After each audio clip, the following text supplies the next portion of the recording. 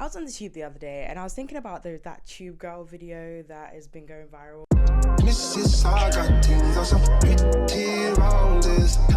This girl who's like made herself the main character of the London Underground tube, which I heard someone refer to as the dungeon. Being in the underground is like being in a dungeon, and I think that's such a good representation of what it's actually like to be on the tube. It's just a miserable place to be. So the last thing that you want is to see someone just like, oh no, don't go away.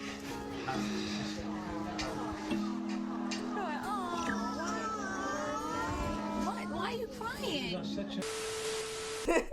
But anyway, that is such a controversial thing for the UK, for someone to be so protagonistic in their own story. And it's almost like such a huge contrast to how mundane it feels to live in the UK. It just feels like such a mundane, like average, everyday Joe. It just, all of us are just giving that energy. Like, it's just a very like grey country, to be completely honest. And having someone who kind of breaks that mold is a lot for us to process, which is why it sparked so much controversy. And I had like this random flashback to a lot of like Marvel scenes where you'd see like, I don't know, like a character like Spider-Man, and he'll be fighting through the carriages of a train, and he would like break into the one carriage, and then you've got the civilians like sitting there like shocked and scared, and there's a little child that's like, oh, it's Spider-Man or whoever it is, and then they're excited, and then whatever happens and the fight goes on with the villain, the train splits in half, and it's just a whole lot of chaos, and it usually takes place in New York or in a random European city. But I was thinking to myself while having that moment, I don't know if you guys have this too, but you're just sitting down and remember like generic movie scenes that like happen all the time, like movie cliches. I just thought to myself, why don't we ever have superheroes in the UK?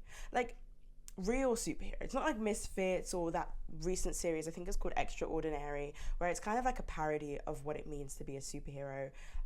Why can't we have a really serious superhero series like Avengers, but like from the UK, like a Gotham situation, like a hellish recreation of Brixton,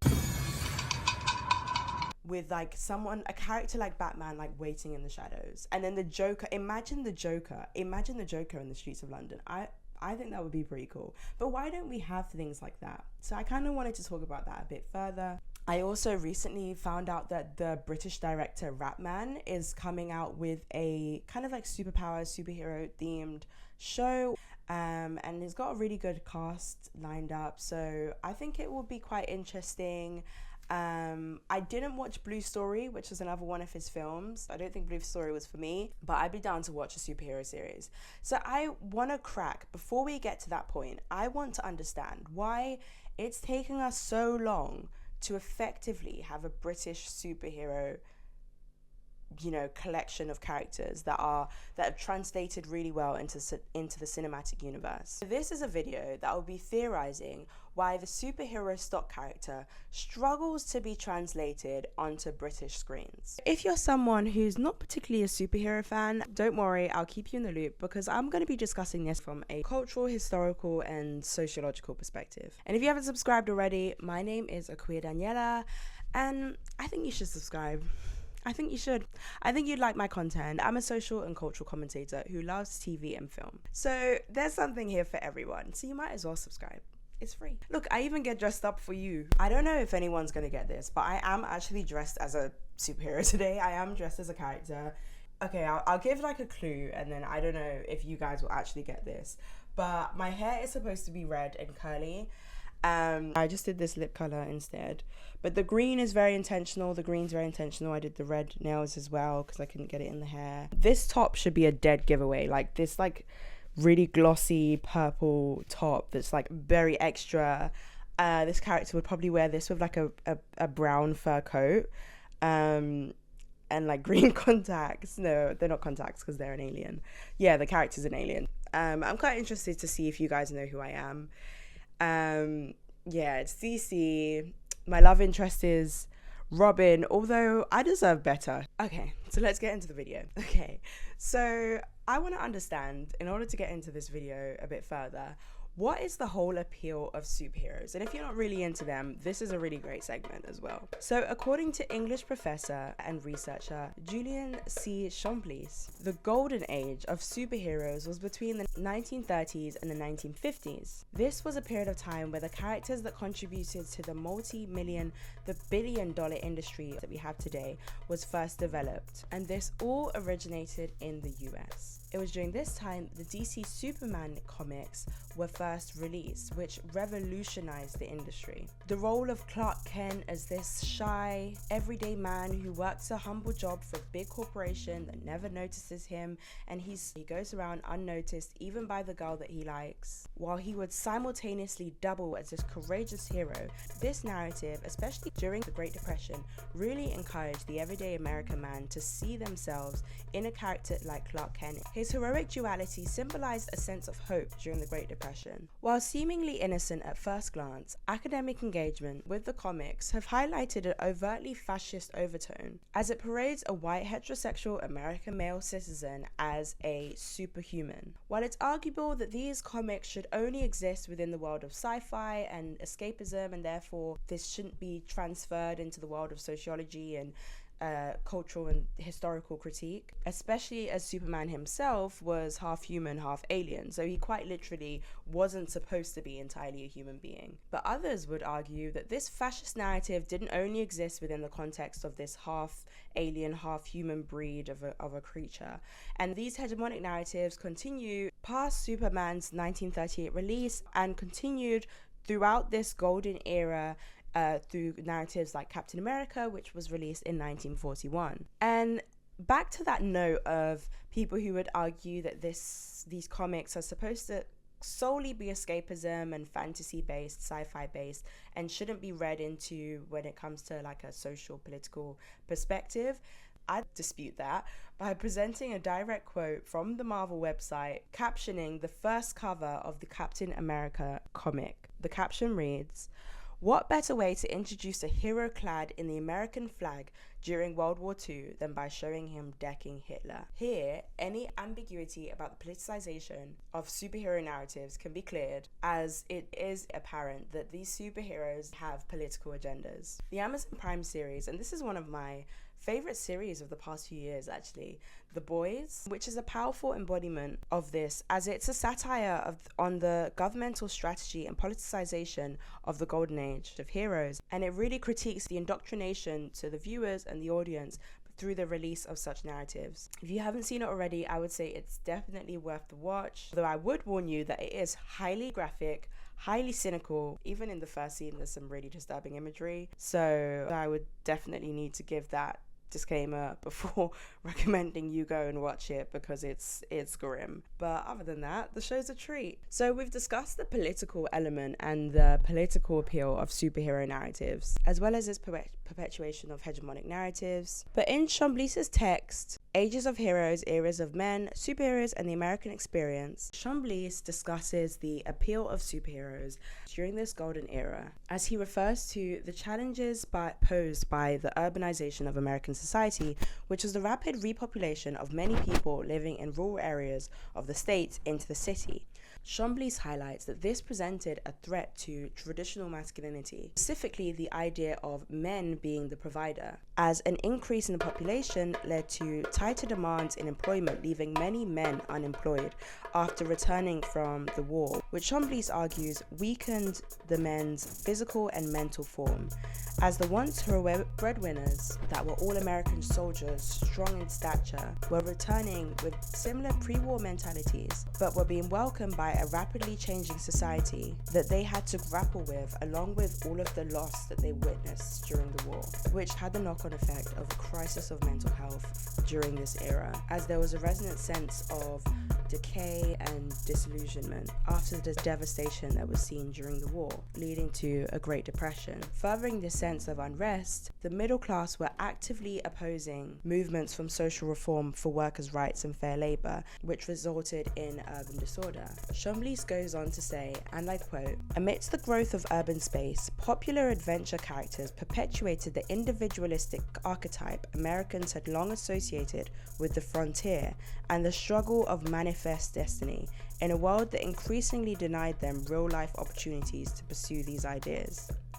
So essentially, the frontier, popularly known as the Wild West, often symbolized in American film and literature through cowboys, Western narratives, is the advancing border that marks the lands that had been settled by Europeans. But with time, it's become a lot more of an analogy, which in the US was the supposed inevitability of the continued territorial expansion of the boundaries of the United States westward to the Pacific and beyond.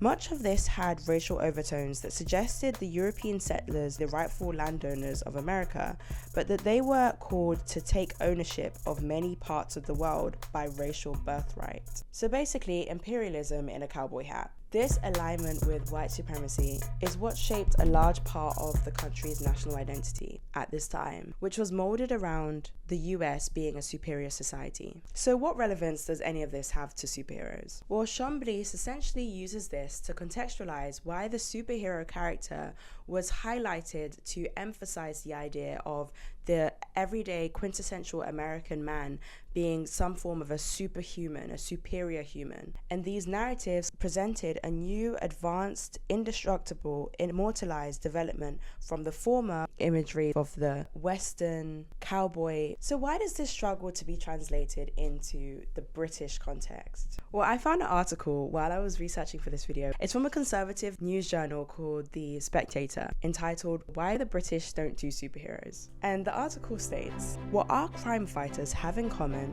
is that as well as being less steroidal than their American counterparts, they are rather interested in solving the crime. They are motivated by justice in its traditional sense rather than revenge. Indeed, most of the time, they leave the business of revenge up to criminals. So this statement was made after they also made the claim that we don't put as much of our energy into these superhuman fantasy characters, but instead into we focus that the energy that Americans put into superheroes, and we put that energy into detective series and detective films. People like Poirot and Sherlock Holmes, as what they're arguing is that essentially we're actually interested in solving crimes as opposed to just showing off and like flaunting muscles and just kind of obsessing over this strong aesthetic and strong exterior. They're essentially suggesting that British people have more substance is really what this conservative newspaper is arguing. If I could find a quintessentially conservative British nationalist perspective, it would be this. This honestly is the perfect representation of British nationalism. Like, I can literally hear the snootiness and snobbiness and RP accent in this article, but it doesn't stop there. The article goes on to read, and that raises the question of whether our different choices of heroes reflects British and American criminal justice systems, where the American system is characterized by a muscular certainty about the efficacy of punishment, including the capital variety. Our criminal justice system is transparently less convinced about the virtues of punishment and appears to be fixated far more on public protection and on rehabilitation and reform. The right of the accused to remain innocent until proven guilty is paramount. The article closes by saying, but imagine if Britain could sustain the sincerity and self-belief to have a superhero of its own. What would be his or her superpower? Ultra fairness? Introspection? It says, this is actually what it says. Or might it be an unparalleled ability to provide humanitarian aid? Cut the cameras. Dead ass. Whatever we landed on, for the most part, we Brits are happy to leave that to sadistic suburban chiropractors or the gangsters themselves. We like to spend our Sunday evenings watching these criminals get caught in lavish television adaptations in which the detective's only superpower is usually their dogged insistence on solving problems. Alec Marsh. So the self-righteous tone of this article reminds me that a British superhero would only be packed with its own fascist right-wing agenda. Brits aren't exempt from the delusions of grandeur expressed by the American, like I mentioned earlier, and our obsession to conquer and defeat. One exception to that. Britain's sense of national identity is honestly not shaped by a physical power parade, but rather an intellectual one. And I mean this in a way that is not as complimentary as the Spectator would intend such a comment to be. After all, this is a post-colonial society that runs on ultra fairness and introspection. No, I believe that instead the UK would likely enforce that power by colonization of thought and the essential brainwashing and conditioning of people outside of its own territory to inherently believe in their own inferiority and British superiority for generations to come. But instead, we would enforce our power by colonization of thought to inherently believe in their own inferiority and therefore Britain's superiority for generations to come. And this wouldn't need to be achieved by physical superhero narratives, but instead by erasing and stealing parts of the world's history that displays their greatness. So when they seek the evidence of their greatness, they can only point to us because we've taken it all. I would argue that by Britain being the verifiers and authorizers of education, they can convince the world that their educational system is superior, and what can anyone truly learn about themselves that holds validity if we don't verify it first? And if it doesn't coincide with our narratives by the laws of education, we get to decide for the world that it fundamentally holds no truth. So, personally, before I started any of the research, my initial thought of why we don't have British superheroes is just that Brits have this kind of irreverence that I really struggle to articulate. There's this kind of like mundaneness and grey vanilla-ness to being British that I just don't think fits with the extravagance and the, how do I say, the gaude and like superficiality of such a character, such a stock character. And I was really struggling to kind of put it into words. So I looked at the website that always puts into the words the things that you struggle with the most. Any question that you really struggle with, this website's going to have it to you. And of course, Reddit was there for me. So under the question, is there a British equivalent to the American dream? So as the American dream is this narrative, you know, if you don't know already, it's this idea that everyone in America has equal opportunity to be able to excel and be successful in life. It's a very capitalistic mentality, and also there's like a lot of disputes and discourse around this conversation because there is the issue of a lot of barriers that are faced by many people, and that's completely disregarded in the conversation of the American dream. So I wanted to understand, okay, so we have this idea of this American dream, and I'm just thinking, why is it so hard for us to translate all of this glitz and glamour and all this like rags to riches, all of these narratives to a British context? So I searched, is there a British equivalent to the American dream? And Reddit finally came with an answer for me. And this is one of the answers, and this completely articulates this mundaneness, now it's a word, this kind of irreverence that we have here in the UK, this grey vanilla-ness that we have here in the UK. So the Reddit user answered, 2 pints of lager and a packet of crisps is our equivalent. They made a TV documentary series about it, following a regular family trying to achieve it. It's basically having enough spare cash and freedom to regularly go to the pub for 2 pints and a packet of crisps. We're much more easily pleased than the Americans. I thought this was quite funny. I don't think it's a TV documentary series. Maybe there was one too, but I know there is a sitcom, and I grew up watching the sitcom, and I used to love it. Like, I thought it was hilarious. But I don't know if there's actually a documentary series. If there is, that would be really interesting because that would touch on this a little bit more. But 2 pints of lager and a packet of crisps is the name of a British sitcom, which was quite popular. So this idea of like 2 pints of lager and a packet of crisps, essentially just the simple things in life, just enjoying your friends and family, just drinking some beer, just like having just some fun. The way anytime you speak to someone in an office in the UK, not even in an office, anywhere, drinks. Like, there's not even like a topic of conversation around like social life. Everything just revolves around drinks. And I don't know if this is similar in America, in the States too, but here it's like drinks is like the answer to everything. Like, so you just won an award, drinks. You just graduated, drinks. It's an evening and you just want to go out, drinks. Like, everything, The answer to everything in the UK is drinks. So this idea of like 2 pints of lager and a packet of crisps, it's like the simpler things in life. And I think that kind of, I really struggle to articulate it. And even now, it's, even in this articulation of it, there's still an analogy. It's not exactly written in plain English, but there is this kind of motif of like a simple life, of simplicity, of not being overly fussed with everything, not being overly complacent. Well, we're always complacent, but not being overly flashy and overly gaudy. And I think that's kind of ingrained into a part of the national identity of Brits. And to unpack the second half of this comment that the Reddit user gave, which was that we're more easily pleased than Americans, I felt that this could be taken one of two ways. So the first way is quite literally, so you just get us a packet of crisps and we'll be fine. In the same way, like if you make us a cup of tea and give us some biscuits, it's social currency. It's social currency. We'll love you forever. You made me tea and you gave me biscuits on the side. Now I have this warm fuzzy feeling associated with you because you've given me a cup of tea. Make tea and coffee? Babe, tea and coffee's everything. It is? It means a lot to people. It does? Yeah, it's like a hearty gesture. Can I make you a tea? It's like saying, can I give you £1,000?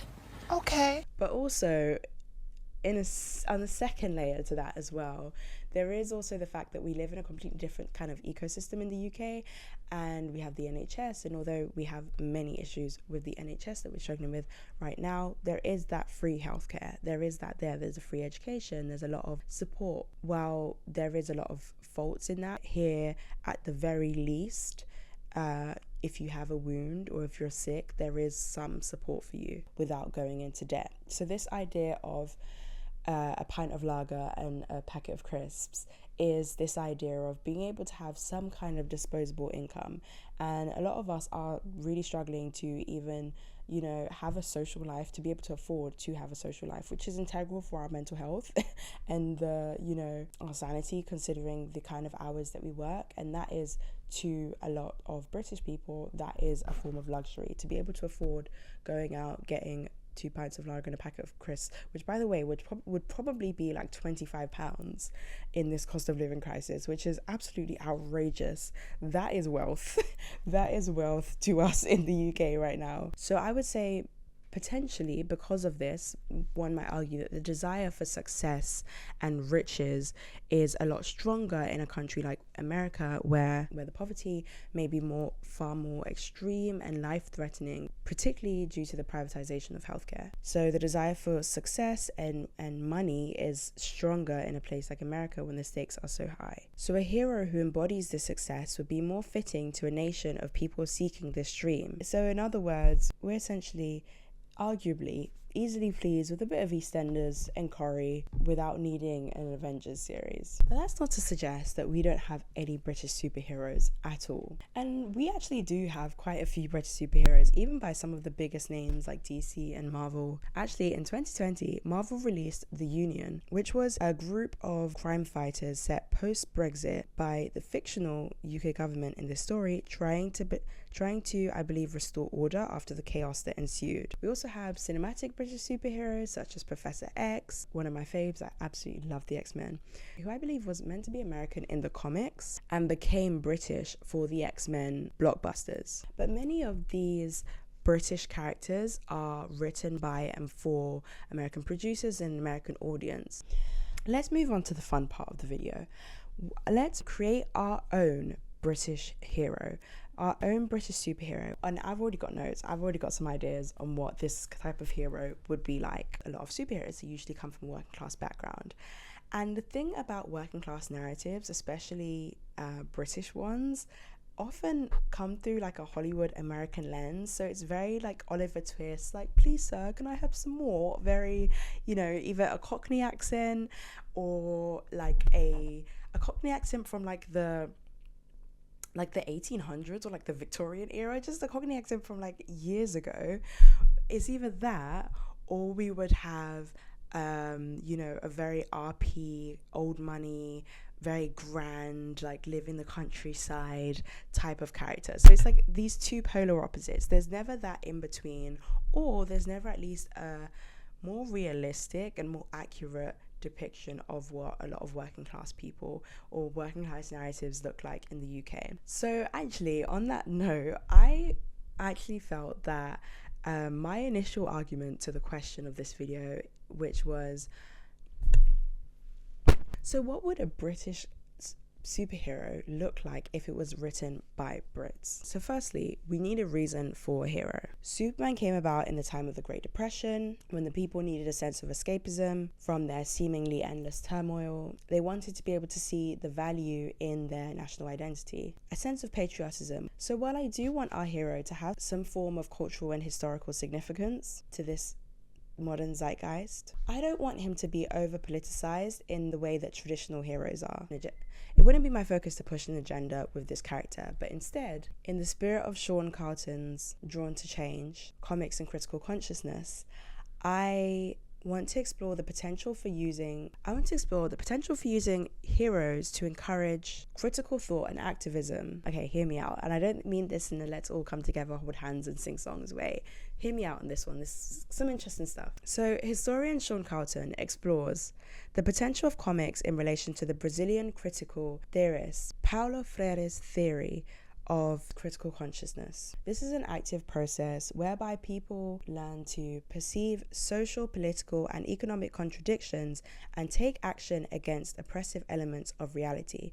This inspires learners to see themselves as empowered subjects of history. I think this is a really interesting perspective because it applies to a lot of things that are discussed on this channel. The idea of this is that while in the previous stock character of a superhero, we would often have the leaders who would be the producers and the writers and the authors of these characters, they would present the narrative and they would feed it to the audience who essentially, if you think of it as a classroom, they're essentially the students that are just taking in these narratives and learning things based on the biases that a lot of these narratives hold. Whereas Paulo Freire's theory focuses on the idea that there isn't one teacher and there isn't one learner. Essentially, both play the same role in terms of their place in society. So what is being taught, instead of it being a particular lesson that needs to be learned, instead it's the practice of being able to criticize things and analyze things, see things from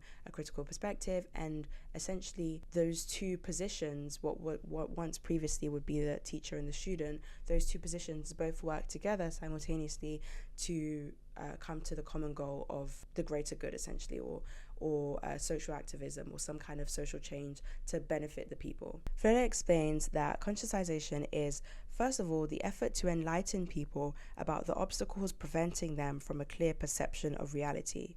So rather than a passive acquisition of knowledge, which is simply taught to or banked in people's minds, Freire seeks conscientization as an active process that offers people the opportunity through critical reflection to combat harmful myths and contradictions and ultimately create new knowledge to solve problems related to their own oppression. In short, Freire argues that the goal of conscientization is for people to comprehend their existence in and with the world. Conscientization helps people to see themselves as both the products and potential changes of their social circumstance. Obsessed. So for the fun of it, using Freire's theory of conscientization, let's create our own hero that encourages this critical consciousness. So, what is a crisis that's happening right now in the UK that is something that we can discuss? One is, right now in the UK, we're going through a cost of living crisis. When I wrote part of this video, I was in London. I was doing a placement year there, and honestly, the money that I was spending on travel and food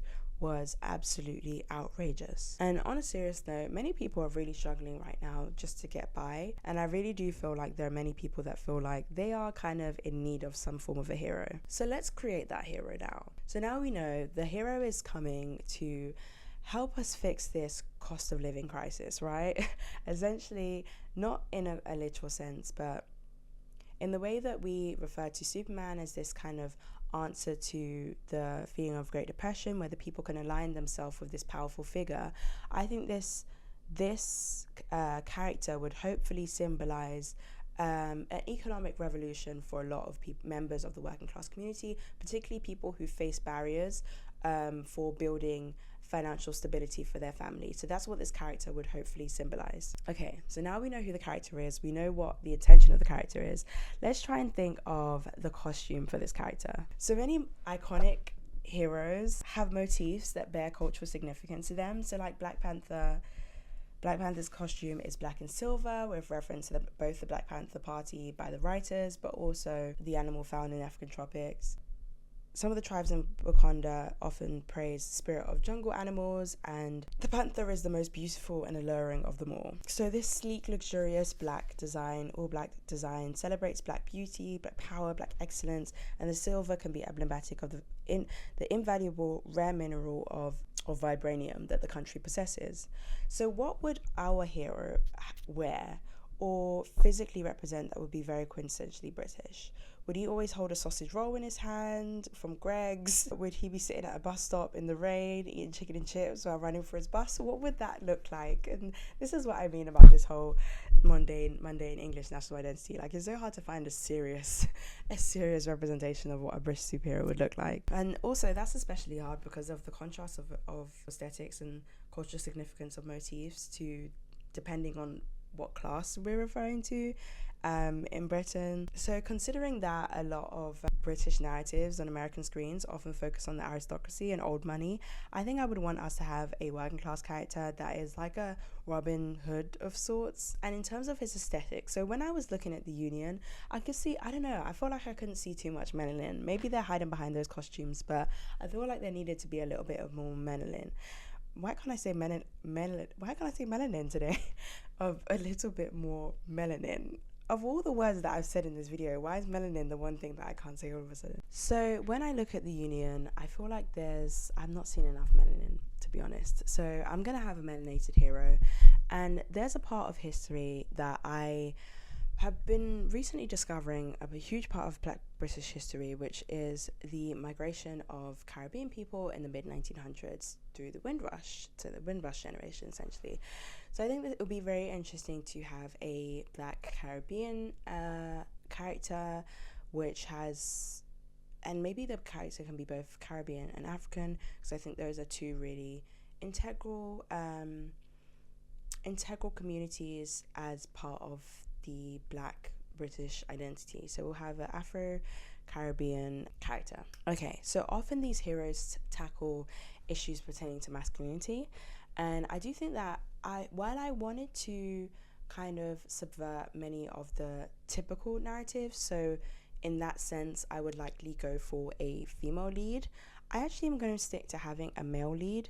With a lot of the violence and aggression going on right now is very often young men, a lot of young Black boys involved in a lot of this violence and crime.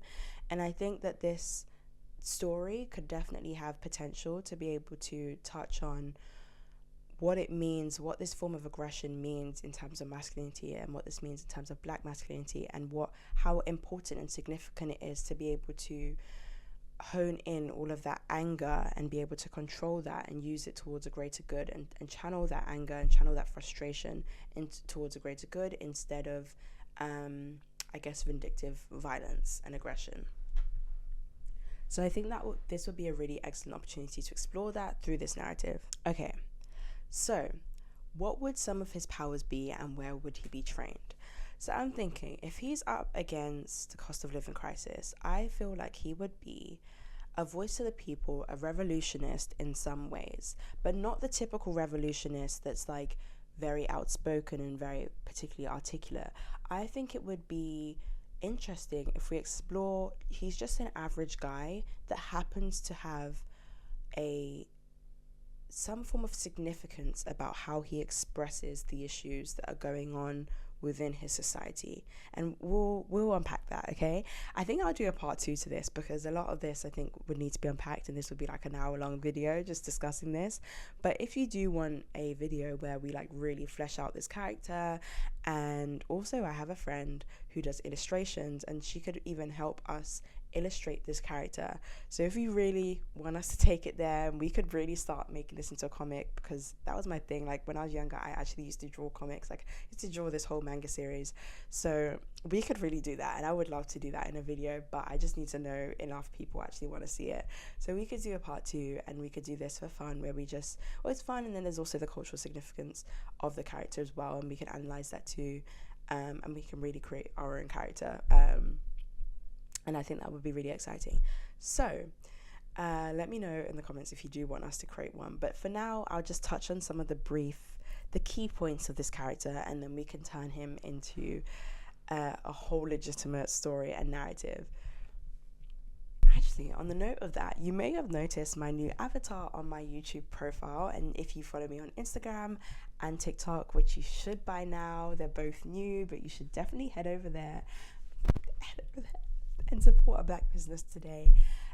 If you are over there, you would have seen my new profile by now. It's this adorable illustration of me, which my friend made for me, and look at what I sent her as inspiration, and look at what she's created. Like, this is perfect. Like, it's literally exactly like, she got my complexion in person spot on. Like, if you see me in person, this is my complexion. Like, it's just spot on. Like, so good. Her name is Jinyue, and she has this incredible Instagram page where you can see more of her illustrations, but her work is incredible. So if you want her to create an avatar for you, if you want to commission her to do any form of illustration work for you, whether it's for your publication, whether it's for a book, whatever it's for, she's the girl for you. She's so creative, and her illustrations are gorgeous. So definitely head over to her. Her contact details will be in her bio. Spam her page, but yeah, just show her all the love, because she's so talented, and I'm so grateful. I'm so glad to have talented friends. Okay, so back to our character. So what would his main powers be? So I think I've got some notes.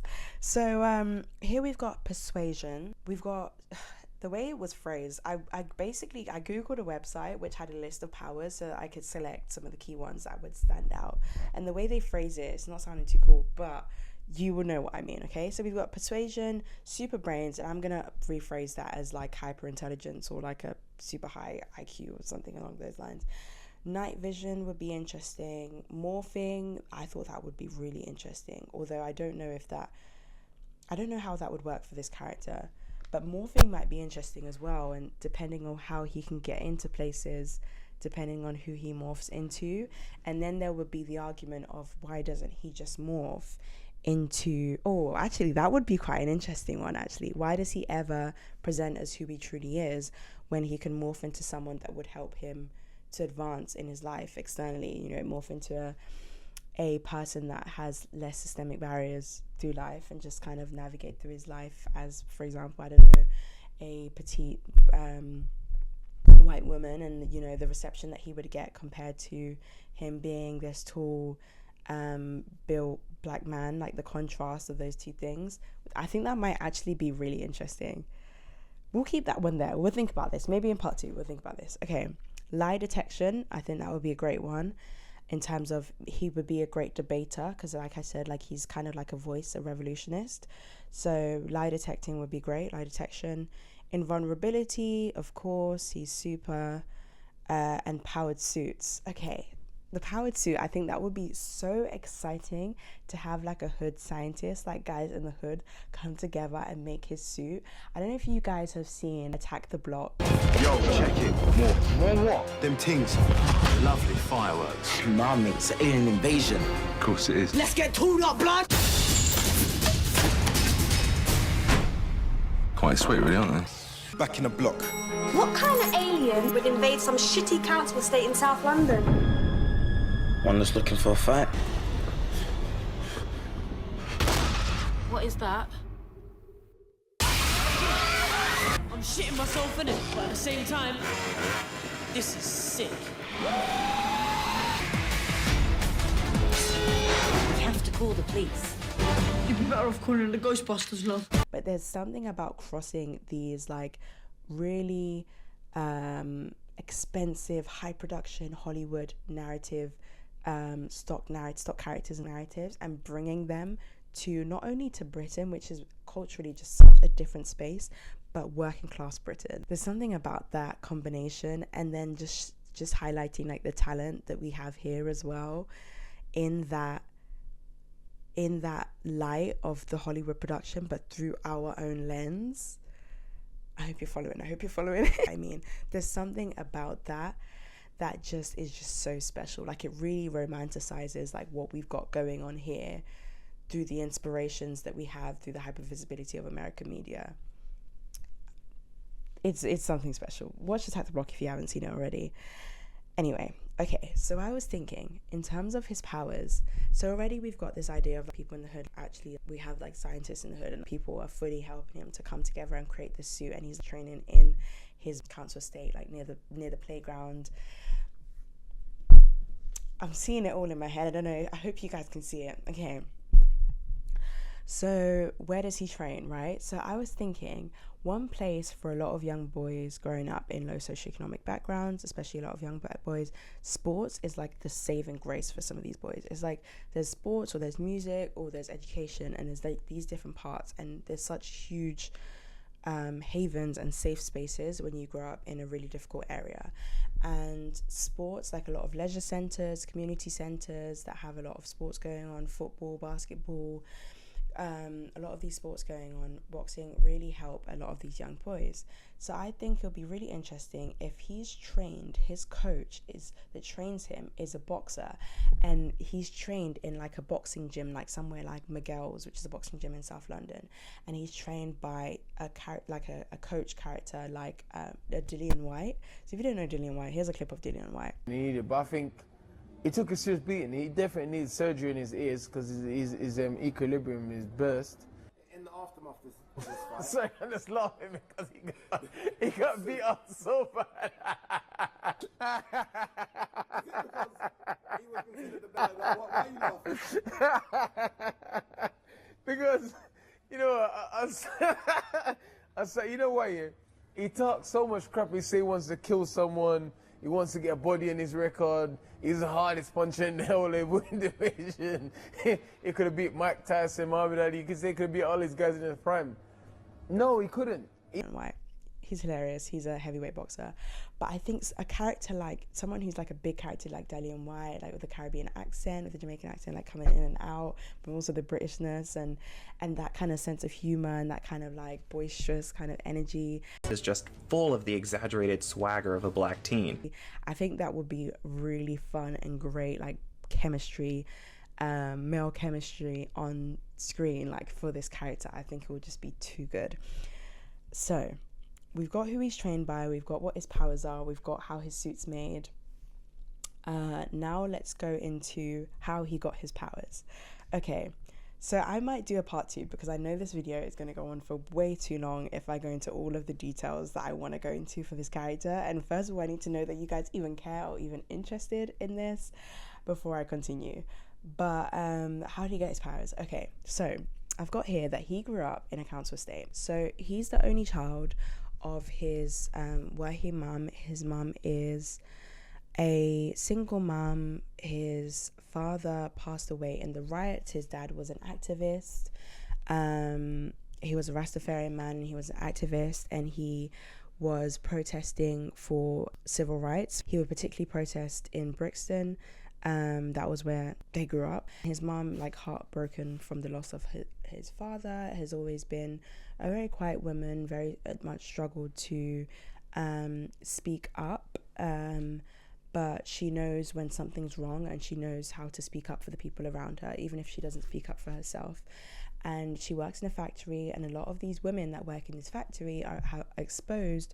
A lot of these women are like other single moms, and a lot of women from marginalized and minority backgrounds, and a lot of them are immigrants as well, and their English is not their first language. Even though they communicate in English very clearly, the factory owners and the factory managers take them for granted because of this, and essentially just do not take any of their complaints or any of their requests seriously, even if they are life-threatening. So these women are exposed to some toxins in this factory that are life-threatening and that are extremely dangerous. and the government are aware of this, but essentially there's like PPE in place, but then the factory doesn't have the funding to be able to give these women the protection that they need, the legal protection that they need. And they are saying, you know, we need this help, and they've been writing the letters to the council, and they're saying like, you know, the council is aware that we're working in these conditions. It's not okay. We need the support. We shouldn't be working in these conditions. We need the money to support our families. A lot of us are new to this country, so we don't have many qualifications to work elsewhere, and we're just requesting basic protection from these toxins, and we know that you can provide them for us. If we're able to generate this money through this factory, you should be able to look after the well-being of your workers at the very least. So these women are constantly complaining. Did I mention she's pregnant? Let's go back. So his mom works in the factory while she was pregnant with him, and she's being exposed to these toxins. And what ends up happening is a lot of the women that she works with are falling sick, and they're ending up with tumors. And these women are like relatively healthy. They don't have any other health complications. So it's very suspicious that this is all happening at once, since they've been complaining about these toxins. And she's pregnant, so now she's really worried about the life of her child, her unborn child. So she eventually leaves this workplace and ends up finding another job, and she works at a school, and she works serving school dinners and cleaning at the school.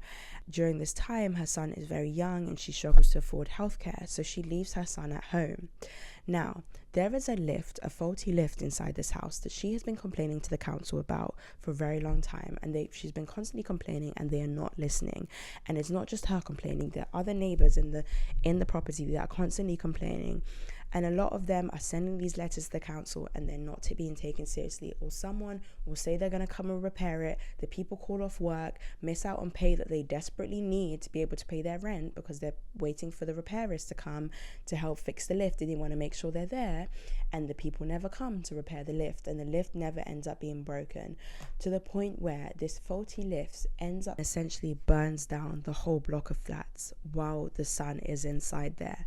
Very few people escape. Some people miss the fire. Some people, luckily, on the bottom floor are able to escape from the fire completely. But our main character is not on the bottom floor, and he doesn't have a name yet. And he has to find his way out of this house, but he is sleeping. The whole house burns down to a crisp. His mother runs home panicking. Where's my son? Where's my son? She's terrified. And if you know the cultural significance of this flat burning down, especially when the people have been complaining and speaking about the faulty issues within the block of flats, you will know how this bears a lot of cultural significance to a British superhero. He survives somehow, and he was resting. He wakes up in soot and ember, and he realizes, while other people are like, it's a miracle, he recognizes that it's not just a miracle. There's a reason he survived. So it's after this that he starts to notice signs of his own invulnerability. He tries to burn his hand. He puts his hand in the stove, and he notices that his hand won't burn. He tries to jump off a stairwell, and he notices that he doesn't bruise or scratch. And he notices how things that would hurt the average person, it just doesn't seem to bruise or scar him. And because of this, he finds himself in a fight with a young boy, and he gets into a lot of trouble for this fight, because he is absolutely tearing down this young boy who is actually significantly bigger than him in stance, and he's just this little boy, and he's absolutely ripping apart this guy that's significantly older than him in his estate. And when the police get involved, they speak to his mom, and she say, he's a good boy. They say, he seems like a good guy. You just need to help him to tame this. You need him to help him with his anger management, or we're going to have some issues with him, and you don't want that to happen. So his mom signs him up to a leisure center. He doesn't really get into any of the sports, but they suggest to him, because he keeps getting into these fights, but he seems to be a really good fighter, to take him to boxing, which is where he meets Dillian White type coach and trains. We'll do a part 2 where we actually talk about how he gets into his first mission, how he develops into the hero he is, because so far he just has invulnerability, and now he has fighting skills. So two perfect parts of the plot to develop our hero, but now we need, you know, we need that spark to develop him into the superhero that he becomes. So we'll do a part 2. I don't know. I want to so badly. I might even do it for my Patreon. I might create a Patreon and do it there, or for members. There's YouTube memberships as well, so I might do it there. But let me know if there's enough people that want to do it here, then I'll do it here. So in this video, essentially we gave an overview of why the stock character of the American stock character of the superhero is very difficult to translate into British screens in a way that is well received by a British audience without it being some kind of parody or some kind of approach in a very humorous way. And we also began to make our own superhero, which let me know if you want that in a part 2. But I just thought that was an interesting discussion to be had. It was just literally just based on a random thought that I had. I also love Misfits, so I was like, oh hey, why don't we have more of that? And I decided to touch on this video. So also check out my Misfits video if you do want to see what a kind of like superhero or like superhuman characters from the British screen in the working class environment actually looks like, and a series that actually worked really well, and I analysed that here on my channel. If you watch this video to the end, thank you so much. Please subscribe to my channel. Again, my name is Daniela. You're watching Town of Tawiah. I also have Instagram and I have TikTok. They're both new. Definitely go and follow me over there to see more of my content, and I really look forward to sharing with you more on my channel. Check out the community section, because sometimes I do polls there for what video to post next. Like this was on the poll. The poll changed so often, and I was trying to start writing a video and the poll was just going up and down. It was just too much, so I decided to do 2 different videos that are like on 2 different spectrums, like sides of the spectrum, which were like still in the top votes, but it was a really close call with this one. But anyway, I hope to see you guys soon, and tell me your thoughts on this in the comments down below.